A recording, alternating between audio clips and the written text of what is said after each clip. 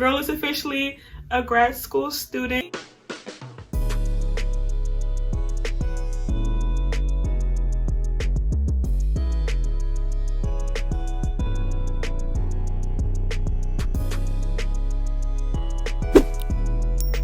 Hey lovelies, and welcome back to my channel. First off, I would like to say Happy New Year, considering that this is my first video of 2021. New year, new content, new intro. I know you saw that intro, okay? We changed it up a little bit. To start off the new year, I finally hit 1,000 subscribers.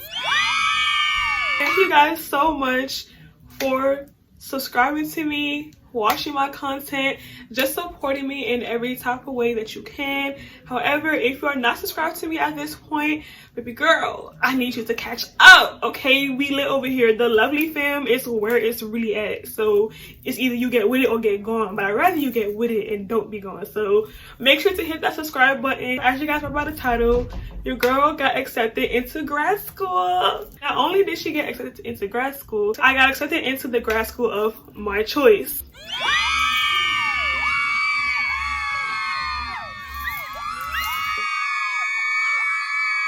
I will be attending the Chicago School of Professional Psychology, the Dallas location, and I will be pursuing my master's in industrial organizational psychology with an internship / thesis track. I basically am going to be telling you guys my story, the application process, and maybe the things that I will be saying in this video might be helpful for you if you're currently applying for grad school yourself. So just in case, get your pen and paper because baby girl, I might spill some tea. So without further ado, let's get into this video. So if you're new to my channel, I recently graduated from undergrad 2020 from the University of Maryland, Eastern Shores, and I graduated UMES with my bachelor's in rehabilitation psychology. However, I was actually studying biology when I first got to UMES. I kind of told that story sometime last year, my last life update, which was like a year ago. I kind of discussed how I went from that major to my new major when I was still at UMES. So if you're not hip, I will link that somewhere on the screen and down below so you can catch up.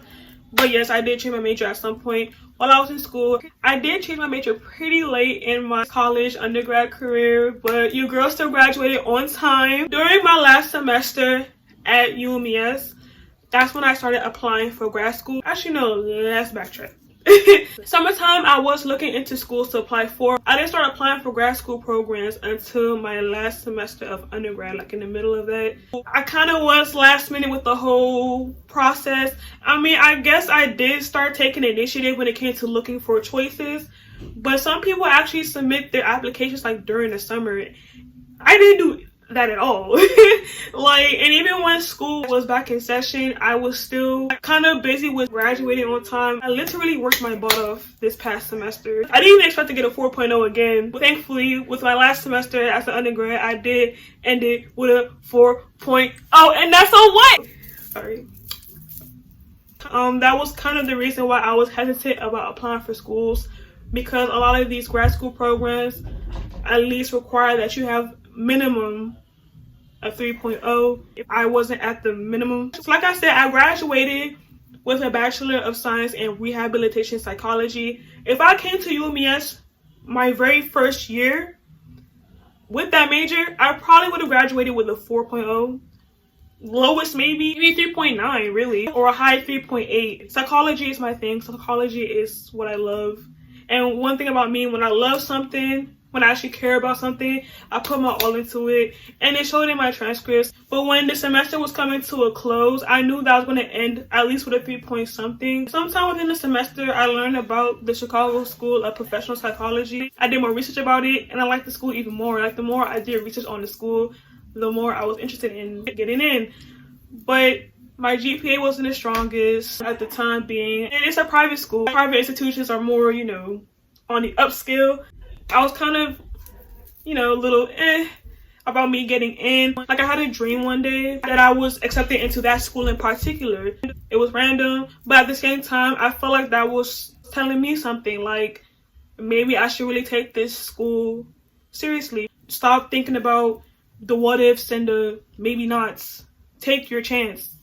Forget the whole GPA thing. Forget about the other requirements that you feel like you might not be the strongest in. Just go for it anyway. So during that time, I started practicing manifestation really heavy. Let me tell you guys something. Not even just with this situation, manifestation period literally works. I will be doing a separate video on how to manifest the things that you want in life. So this school has different locations. One thing about me, I always told myself that I had to live down south after I'm done with undergrad, whether that be in mainly Georgia or Texas. I looked through their list of programs that fit what I would like to do. So I came across their industrial organizational psychology program, and it was located in Dallas. Not only did they have a program that I was really interested in getting into, it was also located in a place that I would love to live in, which was Texas. If not Texas, then Georgia, but I'm very fine with living in Texas. Now let's get into the application process. So first, it's the usual basic application: your name, your address, your demographic,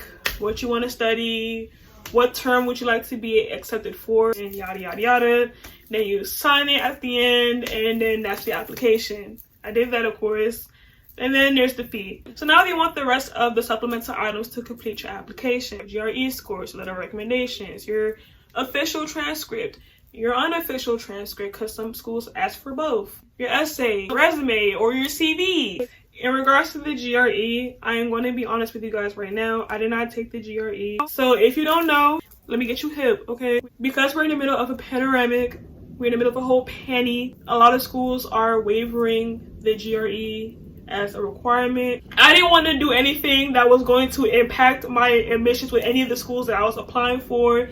So I was basically going for schools that didn't require the GRE. I applied to take the test sometime in October, because they say that it's best to take the test 6 weeks prior to when you are expected to submit your applications. ETS is allowing people to take the GRE from home. I applied for an at-home exam, and I put it in my reminders and everything. I set the reminder for a day early. I took a nap one day. And when I woke up to a reminder about me taking the GRE. So I was like, wait, don't I take the GRE tomorrow? Why am I getting a reminder that it's today? So then I checked and I logged in. Girl, I missed the whole GRE, and they don't refund you. Okay, if you miss it, that is on you. That is $205 down the drain, and I'm not going to cap. If it wasn't $205, I probably would have reapplied, but that's a lot of money to throw away, and I was already sick that was down the drain, and I wasn't going to get it back into my account. So I said, from this point forward, I'm really just going to stick to schools that are not making the GRE a requirement. That this is a sign. Maybe you were supposed to take that test today. And ever since then, I have not taken the GRE. And I still got accepted into grad school. So for my essay, I did take some time with that. Because I'm applying for psychology programs, I kind of use the same format for my essay for the rest of the programs that I was applying to. However, I wasn't applying to the same type of psychology. Maybe I was applying to one school's clinical psychology program, or maybe I applied to a school's community psychology program, and then maybe I applied to another school, but I was applying for their business psychology program. I kind of just basically used the same format for all my essays, but when it came to the different type of psychologies, I would kind of switch things up a bit so it will make sense, because not all psychologies are the same. But every single essay that I submitted was not Googled or researched. There were things that I actually thought up here and felt in here, because like I said, I genuinely do love this psychology stuff. No matter what program, no matter what type of psychology it was, I try my best to answer the questions as best to my abilities, and hopefully the people who read my essays accept them. But at the end of the day, I know that this is how I feel. This is why I want to study this program at your school, blah, blah, blah. So make sure you're actually doing research about these schools. For my top grad school choice, I definitely did research. The other schools too, but we're focused on the school that I got accepted to, okay? Then there's my resume. So I'm not gonna lie, I didn't know resumes actually matter for grad school. They matter, okay? Let's keep that in mind. So I've had the same resume for years. I'm just always updating it. When you graduate from high school, you gotta update your resume. When you just got into college, you gotta put that in your resume. When you get a new job, you gotta put that in your resume. So make sure you're always updating your resume, because yes, they're going to be looking into that. When it came to my grad school interview, they noticed that I didn't really have much experience in business psychology, except the time that I worked in human resources. But yet, your girl still got accepted. So if you feel as though the program that you are applying to is not something for you because your resume has nothing to do with the program, apply anyway, submit it anyway. Again, it's all about taking chances. You never know unless you try, right? I submitted my essay last because, again, I'm still in the middle of undergrad while applying for school. So I did put off my essay to the side for a little while, but I still got her done. Next is your letter of recommendations. So some schools require you to submit 2, some require you to submit 3, but most of the schools that I've been applying to have been asking for 3. So the 3 recommenders that I chose were teachers that I actually had a close relationship with. However, I am going to be honest, 2 of the 3 that I listed for this school in particular, one of them submitted letters of recommendations like literally the same day I requested them to fill out a letter of recommendation for me, but the other 2 took forever. That's why I was considered a last-minute applicant. My application was not complete for weeks because of the letters of recommendation. They took forever.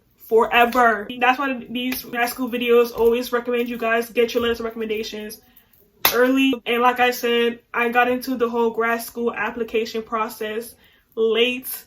I literally waited till the last semester of undergrad to start applying. Get those early because it's stuff like this that will occur because they have lives.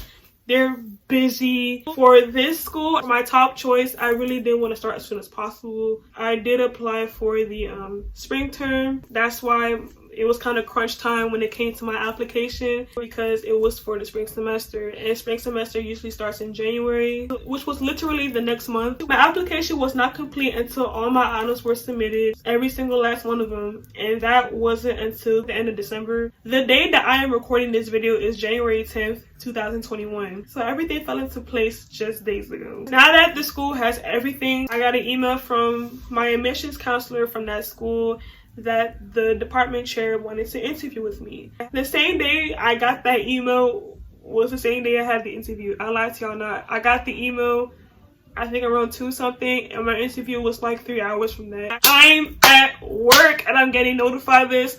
I was like, oh my god, like I have not prepared for any of this. I was super nervous the whole time I was at work till the end of the interview. I was nothing but nervous. So the minute I saw the email on my phone, see that? These are notes that I took while I was at work. I was like, look, because by the time I get home, that interview was going to be like 45 minutes away. I get home from work like around 5. So my interview was going to be like at 6. So I knew that I had like less than an hour to change and prepare. I went on Google and I was Googling general college, grad school interview questions. What do you want to do with your degree? That was what this note was for. Strengths and weaknesses. That's what that one was for. The infamous tell me about yourself. I wrote that down. The only thing that I Googled were general questions, but my answers were my answers, okay? Again, be genuine when it comes to this process. Do not cap, do not be fake. Be yourself, be real. It's okay. I read over those notes, logged on 6 o'clock sharp, and I made it do what it do. So like I said, I was nervous AF. But you know, you can't show that in the interview. You can't let them see you sweat. Just go in there and just flow. Be yourself. If you forget something from your interview script or from your interview notes, it is what it is. But just be yourself at the end of the day when it comes to your answers and when it comes to your attitude within the interview. And that is what I did. And from what she was telling me, she loved how articulate I was. She loved that I'm showing that I know who I am. I know myself. I know what I want in life. She noticed my ambition. And if you follow me on social media, my username is Young Ambition for a reason, because I always see myself as an ambitious person. I've been ambitious my whole life, period. So for somebody to not know me personally and to say that about me from one interview, that actually did touch me low-key. The only thing that may have been a little, you know, was my resume. The only thing that did relate to the program was the fact that I worked at Human Resources. So that was the only thing that she was hesitant about in regards to my application. But now it's the next day. I was at work and I saw that the admissions counselor was calling me. I'm not supposed to take personal calls at work, but this was school. I just had my interview yesterday with the department chair and now she's calling me. What's going on? So I answered the phone, you know, but I had to be like real quiet because again, I'm not supposed to be taking personal calls at work, you know. And she tells me, I'm calling just to let you know that you got accepted into the master's program. I was shaking. The way I wanted to react, I wanted to scream, I wanted to cry. But again, I was at work. I could not do all that. On the phone, whispering like, oh my God, really? Oh my God. She's like, oh, I'm happy for you. I'm happy too. Less than 24 hours later, I'm getting a call that I got accepted into the school. My choice, my top choice. The school that I randomly dreamed about being in. The school that I have manifested in getting accepted to. And I get accepted into it. Though I submitted my application last minute, I still got accepted. And the cohorts for this semester is very small. It is a selective program and I still got accepted. Who you know can do that? Who? Exactly. I went on Twitter, it said something about it. I went on Instagram. I'm not really on Snapchat, so I saved the Instagram post and reposted it on my Snapchat story. Of course, I told my family. I told my family. They were proud. And other family members are starting to now know that I got accepted. So, yeah. I'm so glad that my first admissions letter was an acceptance and not a rejection. Basically, applying for grad school is not like applying for undergrad. It's really competitive. That's why it really does hit home.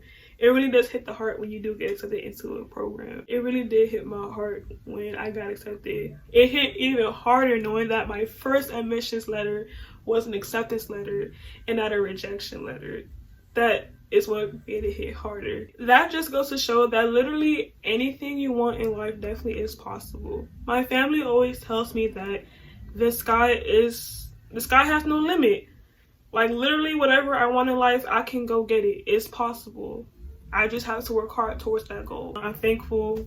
I'm so thankful. January 7th was the best day of 2021 just far. Like 2021 just started and it's already off to a good start. So I am going to start this spring. I'm taking 2 classes and they both are on Saturdays. So technically my first day of school is the following Saturday from now, but school does start tomorrow. Your girl is officially a grad school student. My program is doing remote learning, but I do plan on being at Dallas during the summertime. And that's how I went from being an undergrad to a grad. So thank you guys so much for watching my first video of 2021 and watching my story. I hope this video was helpful overall. I hope you guys enjoyed. Please make sure to give this video a big thumbs up if you're rocking with it. Comment, subscribe, and of course, share this video with your friends. Follow me on my social media, which is linked in the description box down below. Make sure to shop with AMOURMINXX, which is also linked in the description box down below. And until my next one, bye guys.